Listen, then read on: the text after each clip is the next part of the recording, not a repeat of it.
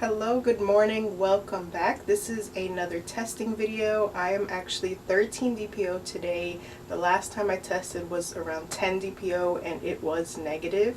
But I wanted to take probably my last test for the cycle depending on today's results. A test for today for 13 DPO. So I'm going to go ahead and get the Wanfo strip ready to dip. And then we will see the results together, and I will update you on everything else that I've been keeping track of in my Fertility Friend app as well. Alright, so these are the tests that I am using. Wanfo, they claim to be extra sensitive, and these are the ones I've been using for the past several cycles. They seem to be, for the most part, reliable, and I've been saving my results just to keep track of any like indent lines or evaporation lines, and for the most part they've been pretty good. So for the last we updated you was on 10 DPO, and I mentioned that I had been spotting since the day after ovulation. That has definitely continued. So I have been spotting now for 2 weeks non-stop. That's going through 2 weeks non-stop. Let me see. I was spotting today just as usual. There was one day, so my spotting has been off and on, and it goes from brown spotting to actually like bright pink spotting, fresh blood, and it just keeps going back and forth throughout the day. Sometimes I wake up with no spotting at all, but then through the middle of the day, through nighttime, I do start spotting. So I'm trying to find the day on 11 DPO. So today's 13 DPO. On 11 DPO, I actually had a bleed that was way more than spotting. It actually went on my underwear. That was around 1 p.m. So I had bright red blood. I thought I had gotten my period, and I had a little bit of clots with that bleeding. No cramps, no pain or anything. I did have a day of cramping. I think the first week after ovulation it was, where I did have spotting and cramping and a little bit of like clots, little tiny pieces of clots. But that didn't happen anymore. It just continued to be spotting until 11 DPO, where I had the heavier bleed with some clots, and that came with no pain or cramp. I just felt like the moisture, the wetness, I felt that, went to the bathroom, and it was blood. And then after that, I put on a pad. I thought AF had arrived. I didn't mark it on my app at all, just in case. But after that, it just resumed to very little spotting once again. So not sure what is going on. As of today, I am still spotting, and it just kind of goes back and forth. Sometimes it's a little more, sometimes it's literally just like tan color when I wipe. But today I'm feeling a little bit of a headache, kind of like that pre-period headache that I always get from the hormonal shifts and everything.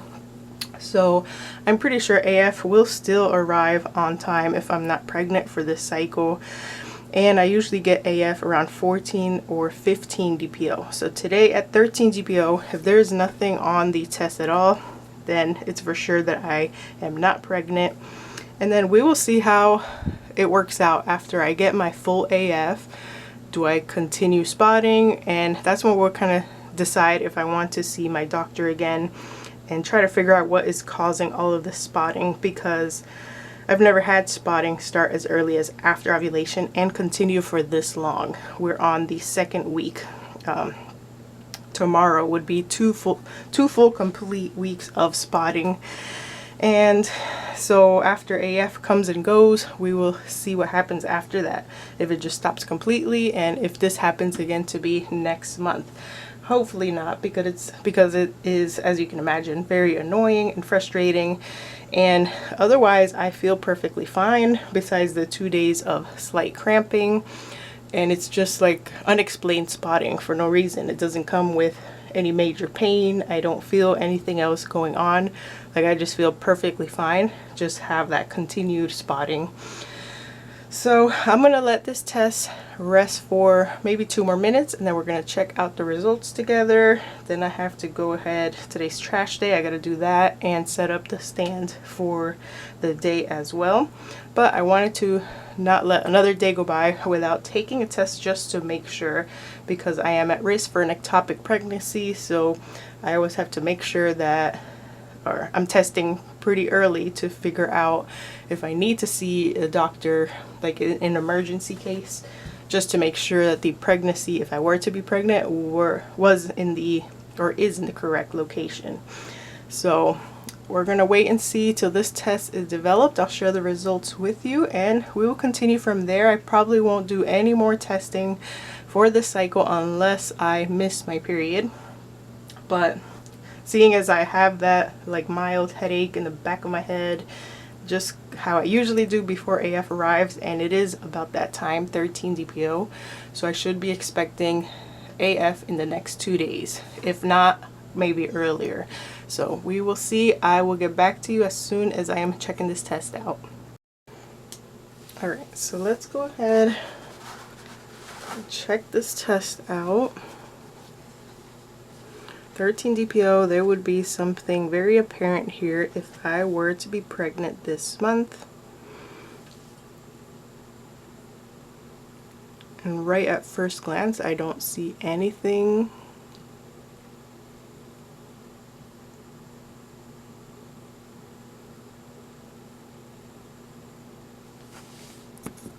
Here it is from a different angle. It's definitely looking negative for 13 DPO. So at this point, I will just wait until AF arrives. And if for some reason it doesn't, I will test again once AF is late. But for now, I don't feel the need to test anymore for this cycle. And we will see what happens after this. I'll see how my AF turns out and afterwards. And then I will pay attention next cycle to see what happens after ovulation. If I start spotting early again, then I will make the decision to contact my doctor to try to get checked out and see what tests and stuff that they can do to figure out what would be causing all of that.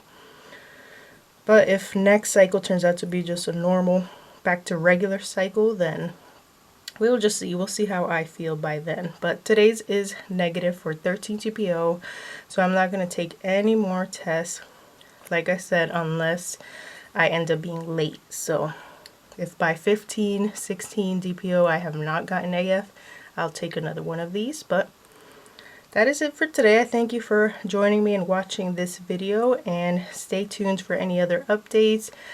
I will see you in the next video, and good luck to all who are trying to conceive as well. Hopefully 2025 is your year for a positive. I will see you in the next video.